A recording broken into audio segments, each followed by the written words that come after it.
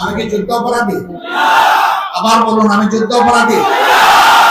কিন্তু আপনারা জেনেছেন আমার বিরুদ্ধে যুদ্ধ অপরাধের মামলা দেওয়ার চেষ্টা করা হয়েছিল। আমার ছোট ভাই ফখরুল ইসলাম, আপনাদের প্রিয় পরিচিত মুখ অ্যাডভোকেট এহসানুল মাহবুব জুবায়ের, আমার স্ত্রী, তারা আমাকে জেলে দেখতে গিয়েছিলেন। তখন একটা কথা বলবেন, তারা একটু হেসিটেট করছিলেন, বিব্রত হচ্ছিলেন। আমি বলছি, নিঃসন্দেহে যা বলার তাই বলো, কোনো বিব্রত বোধ করবো না।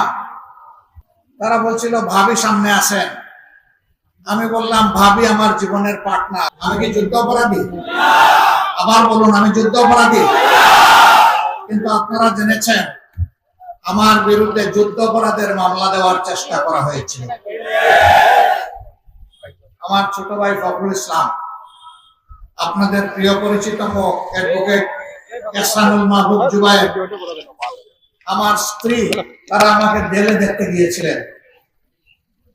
তখন একটা কথা বলবেন, তারা একটু হেসিটেট করছিলেন, বিব্রত হচ্ছিলেন। আমি বলছি, নিঃসন্দেহে যা বলার তাই বলো, কোনো বিব্রত বোধ করবো না। তারা বলছিল ভাবি সামনে আসেন। আমি বললাম, ভাবি আমার জীবনের পার্টনার, তার সামনেই বলো, কোনো অসুবিধা নেই। আমি অনুভব করছিলাম তারা আমাকে কোনো দুঃসংবাদ দিতে এখানে এসেছেন, কিন্তু বলতে পারছেন না, বারবার যেন বাধাগ্রস্ত হচ্ছেন।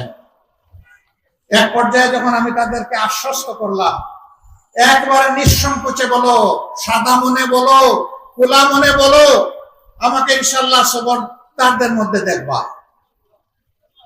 তখন তারা বললো যে আপনার বিরুদ্ধে যুদ্ধ অপরাধের মামলা দেওয়ার চেষ্টা করা হচ্ছে। আমি বললাম, আমি কোন জায়গার মানুষ খুন করেছি? বলে, অমুক জায়গার মানুষ আপনি খুন করেছেন। আমি বললাম যে এই যুদ্ধের সময় আমার বয়স ছিল 12.5 বছর, আর এই জায়গাটা আমার জানা মতো বাড়ি থেকে 14 মাইল দূরে। এই 12.5 বছরের শিশু 14 মাইল দূরে গিয়ে মানুষ খুন করেছে। আলহামদুলিল্লাহ, যদি আমার বিরুদ্ধে এই মামলা দেয়, আমি সেজদায় পড়ে আল্লাহর শুকরিয়া আদায় করব, কারণ এই মামলার মাধ্যমে প্রমাণ হবে অতীতের সমস্ত মামলা ছিল মিথ্যা। আমার ছোট ভাই এখানে হাজির, আমার এই কথার সাক্ষী। জুবায়ের দেশের বাইরে সফরে না থাকলে হয়তো আজকে এখানে থাকতেন। তারা যখন বের হয়ে গেলেন, আমি আমার ওয়াইফকে বললাম, ভয় পেয়েছো? সে বললেন, না, ভয় পাওয়ার কি আছে? যার বিরুদ্ধে মামলায় সেই যদি ভয় না পায়, আমি কেন ভয় পাবো? সম্মানিত ভাইয়েরা, চেষ্টা করা হয়েছে, কসরত করা হয়েছে। আমি কোলাউলাবাসের কাছে ঋণী। ও আল্লাহ, তুমি সাক্ষী থাকো, আমি ঋণী। তারা বহু মানুষকে ফুসলিয়েছে। সমস্ত মানুষ বলেছে উনার বিরুদ্ধে আমরা মিথ্যা অভিযোগও দিতে পারবো না, মিথ্যা সাক্ষীও দিতে পারবো না। আমার হিন্দু সম্প্রদায়ের ভাইয়েরা, তাদেরকে এই কাজে ব্যবহার করতে চাওয়া হয়েছিল।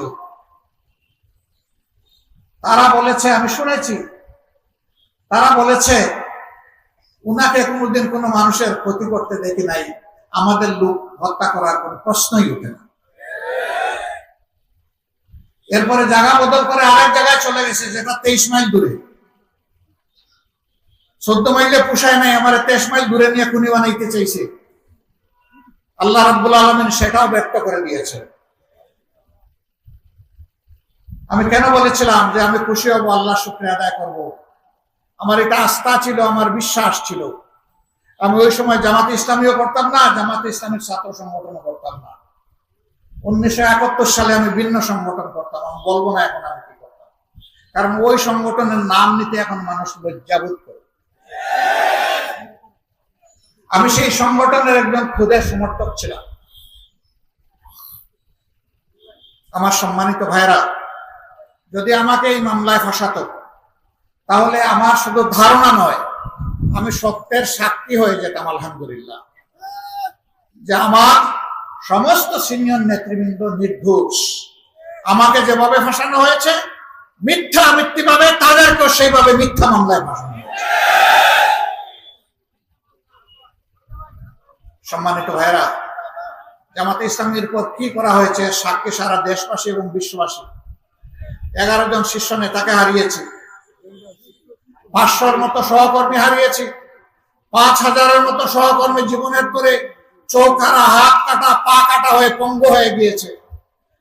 হাজার হাজার মানুষ চাকরি হারিয়েছে, ঘর বাড়ি কুড়িয়েছে, দেশ ছেড়ে বিদেশে গিয়ে আশ্রয় নিতে বাধ্য হয়েছে সাধারণ সমর্থক কর্মীরা। 13.5 বছর সারা বাংলাদেশের সমস্ত দলীয় কার্যালয়গুলো সিলগালা করে বন্ধ করে রাখা হয়েছিল। আমাদের নিবন্ধন কেড়ে নেওয়া হয়েছে, যা ফিরে পাবো ইনশাল্লাহ, লড়াই চলছে। শেষ মুহূর্তে দিশাহারা সরকার যখন জুলাই বিপ্লবকে সামাল দিতে পারছিল না, তখন চিন্তা করলো দুষ্টা জামাতের উপর দিয়ে দেই। তখন অগাস্টের 1 তারিখ আমাদেরকে নিষিদ্ধ ঘোষণা করলো।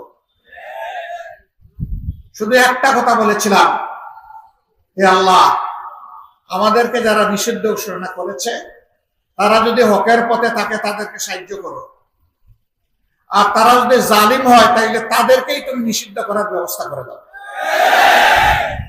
দেশবাসীকে বলি নাই, যাকে বলার তাকে বলেছি। যার হাতে আসমান জমিনের চাবি, মাকালিদুস সামাওয়াতি ওয়াল আরদ, তাকে বলেছি আল্লাহ, ওরা হকের উপর থাকলে ওদেরকে রাখো, আর না হকের উপর থাকলে তুমি তোমার বিচার তুমি করো। 4 দিনের মাথায় আল্লাহ তাআলা তার রায় আমাদের সামনে, বিশ্ববাসীর সামনে প্রদান করেছেন, আলহামদুলিল্লাহ।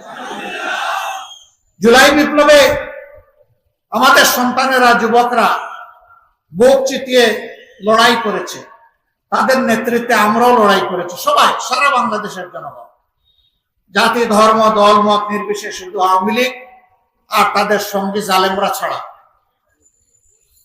আমরা আল্লাহ শুকরিয়া আদায় করি, কিন্তু আমি এটা বিশ্বাস করি না যে ওই লড়াই এই জাতিকে মুক্তি এনে দিয়েছে।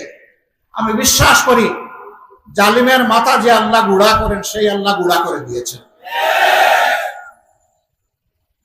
সম্মানিত ভাইরা, তারা বিদায় নিয়েছে, দেশের অনেক ক্ষতি করে গেছে।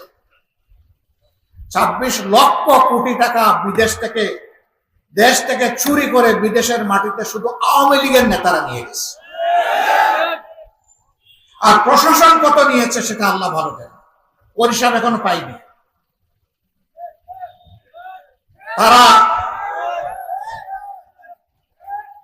তারা বড় গলায় সারা জাতির ভালো মানুষগুলোকে বলতেন খুনি, ধর্ষক, চোর, লুণ্ঠনকারী, বলতেন না?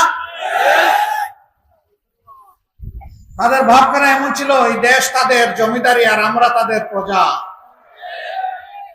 তারা মালিক, আমরা তাদের চাকর। দেশের 18 কোটি মানুষ চাকর। মানুষ নিজের ঘরের, নিজের অফিসের, নিজের মিল, ফ্যাক্টরি, ইন্ডাস্ট্রি, সেক্টর, কর্পোরেশনের যারা কর্মচারী, তাদের সাথেও সম্মানজনক আচরণ করে। কিন্তু ওই সরকার দেশবাসী কারো সাথে কোনো সম্মানজনক আচরণ করেননি। ফলে দেশের সমস্ত মানুষ জুলাই বিপ্লবে নেমে এসেছিল।